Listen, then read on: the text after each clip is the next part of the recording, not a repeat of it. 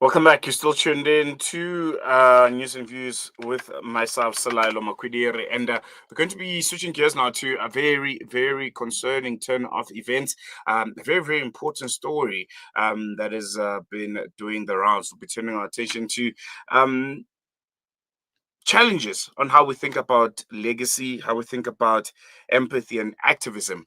If you haven't heard, two great granddaughters of Nelson Mandela and Winnie Mandela recently returned from a inverted commas humanitarian mission to Israel and Gaza. They described their trip as eye-opening, saying it brought them face to face with human suffering on all sides and forced them to confront media narratives, political posturing, and the costs borne by civilians.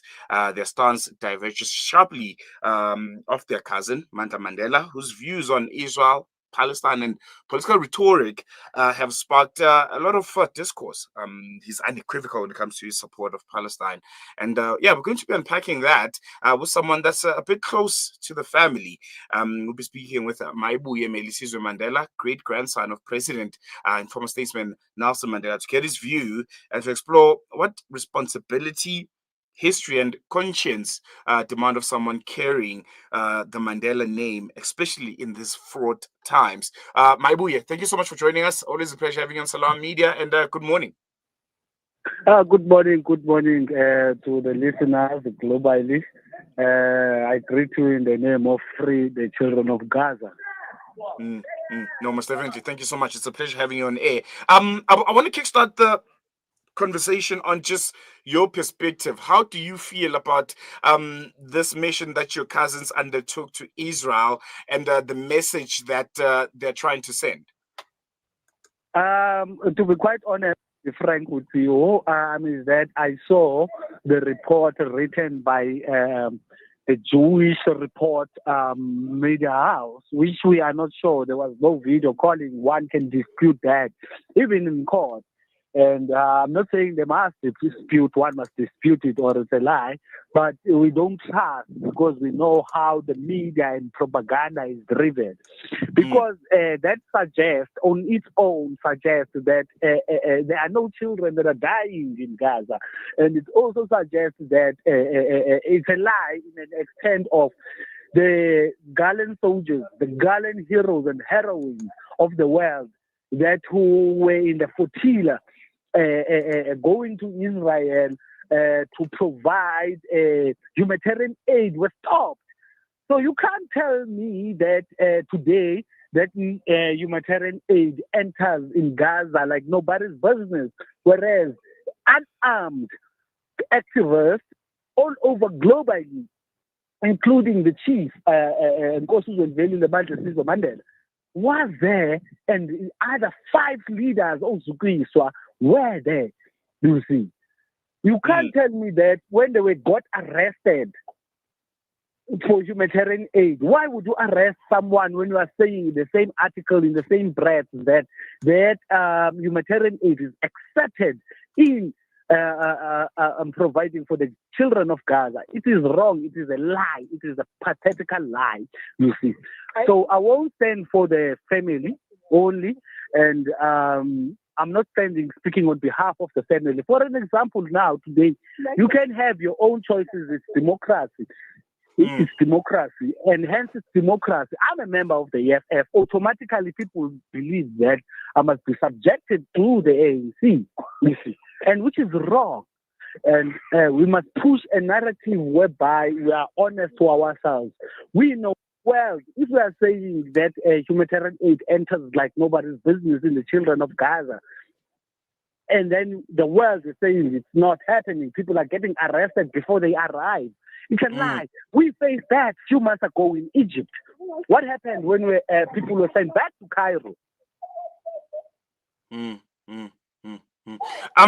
Do you think this is an attempt to kind of whitewash the genocide that we've been seeing, that we've been witnessing by Israel, by attaching it with the Mandela surname. They're probably thinking this could be a counter to the strong stance that Chief Mandela has taken thus far with the trip with the flotilla, and this could be a counter argument to that, having other descendants of the great Nelson Mandela seemingly being on their side. And Nkosi Dalpunga Rolihlahla Nelson Mandela, the first black president of the Republic of South Africa. One must remember that he stood with the people of Palestine. He stood with President Yasser Arafat. Even said Yasser Arafat, when he was asked in the US, he said Yasser Arafat did not only provide money to assist in us fighting the liberation that we wanted in South Africa. It was not rhetoric. He placed the resources for us to win the struggle of liberation. But now when you are saying today, using the same name is because of, Nelson is a global icon, you see. And it is wrong to that extent whereby we know how the people of Gaza, we can't be fooled by the media house that wrote its own statement. I'm not sure whether they did say it or not, but I believe, and according to my reading, no, Chief, it's wrong. The people have been speaking in the world. They see what is happening with the children of Gaza. It is wrong. But one has a democratical choice to choose and speak. But we will oppose according to the majority of the Republic of South Africa and what we believe and what we stand for. I was in Russia last year. When I was in Russia, I met people that came from that country and left it. They were telling me, do you know how we respect our country? It was not only about Nelson Mandela.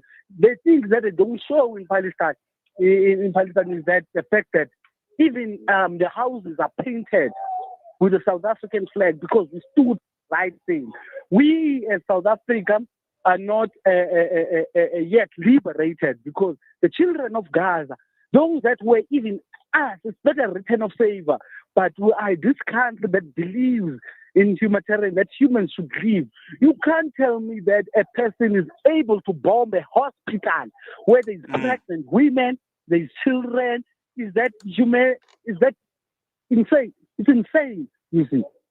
So we are standing with the children of Gaza. The South African government also stand with the children of Gaza, and we shall support and we shall stand. If it needs us to be, we are also, like Nelson was prepared to die for this country. We as activists of this country and political activists and people that who are in the mainstream, we're going to stop talking. Also, Mandela didn't just talk because he has the capacity or the influence in the media space. He took action. He was there in the forefront, you see. And do you think that motivated us? Yes, continue. Yes, that motivated us. And even us, you know how the EFF stands. The EFF stands with the Palestinian people. We stand with the people, stand with the Palestinian people, and we shall not refuse in any country, in any world. And our fight is not against the Jewish people. It's against the Zionists. It's the same thing, the struggle that we're fighting in South Africa. In South Africa, there is a struggle called, when we talk about white monopoly capital, we are not saying that we have a problem with white people, but we have a problem with the capitalists, those who think they are superior than another, you see. So which is wrong. There, in Israel, we are fighting against the evil Zionists, including the President Benjamin Netanyahu. You see, I was asked the other day when I was in Russia if they would, if they solve this war, if there should be a two-state solution. I said I can't comment on that. It will depend on the Palestinian people whether they feel it's right. They accommodate the people of Israel, the Zionists, you see. Like us in South Africa, Our struggle when we fought, we have white people, but we are sitting gelling nicely with white people. Not nicely, actually. They still control our economy. They eat coffee and croissant each and every morning, whereas our people are dying in poverty on the street, still in concentration camps. A camp is not whereby we are put in a certain house, but even blinkers not to see what is wrong with our society. And now we are rendered as if we are lazy. Black people are not lazy. We will fight for the Palestinian people. And fighting for the Palestinian people does not mean that we are abandoning the struggle that of jobs in South Africa.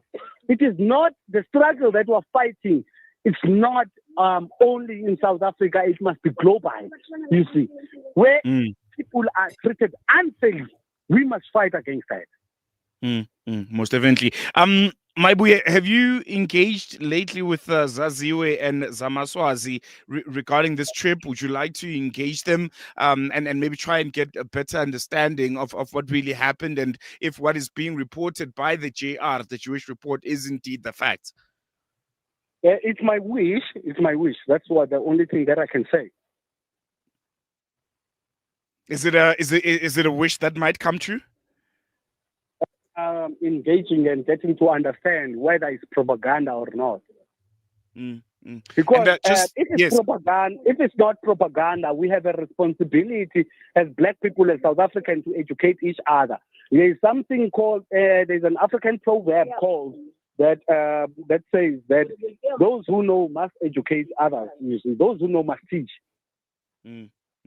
And just lastly, before I let you go, Mayibuye, as the descendants of Utatu Nelson Mandela, do you feel there's an extra pressure, there's an extra quote-unquote burden for you guys to be unequivocal and take certain stances when it comes to issues like this one, the genocide in Gaza? And there's also pressure to choose a side that is more favorable, and they could have probably succumbed to that pressure.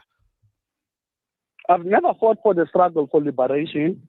I'm now fighting for the crime that is happening in our country and the corruption. And therefore, whether I am a Mandela or not, but one exists because of the constitution that allows me to express my views. As I always say, that I'm not speaking currently on behalf of the EFF, neither am I speaking on behalf of the Mandela family. I speak on behalf of I, being an activist in this country. I must be treated as a singular. But yes, there is this expectation. But you know, the Mandela name is a brand, I won't lie. You that know it for a fact. So therefore, if we follow those great that we always respect our ancestors, follow their stance. Nelson Mandela stood with the people of Palestine, of the Palestinian people. If you can go in the capital in Palestine, you'll see a statue of Mandela. So it's not only that, but South Africa and an activist and a member of the EFF, which is led by CIC, Julius Malema, I stand with what is right, not what is wrong. Killing people is not right. Even tomorrow, when the people of Palestine we've armed them, they kill like nobody's business, the Israelis. We say, no, stop this. It's wrong. You see, we don't want people to die. We don't want people, it must be a natural death. No, most definitely. I think we're going to leave it on that note. Always a pleasure chatting to you, Melisizwe, and hope we engage again soon. Amanda. There you go. Mayibuye Melisizwe Mandela, Nelson Mandela's great grandson. Unpacking, I think, a very concerning,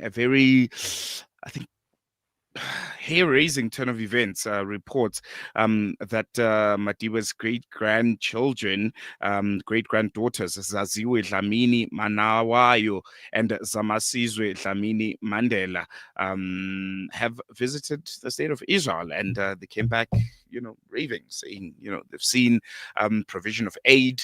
They want to look at both sides and how they're impacted by this genocide. And yeah, I think it'll only be interesting to see how this one pans out and how the Mandela last name in particular continues to be part of the conversation, continues to be a voice of reason when it comes to debacles like this one. And yeah, what do you think? Do you think there's maybe pressure on the Nelson Mandela last name, the descendants of Utata, to choose a side that we feel is the one, a stance that is favorable to the ones that we agree with? Or, as Melisizwe said, it's a free democratic South Africa, and people can choose whatever views or alignments they have without fears of being ostracized. But the Mandela last name carries a bit of weight, and we know how he felt about Palestine and his views on Palestine. And ultimately, as South Africans, as cliche as this is starting to sound, are not free until the people of Palestine are free.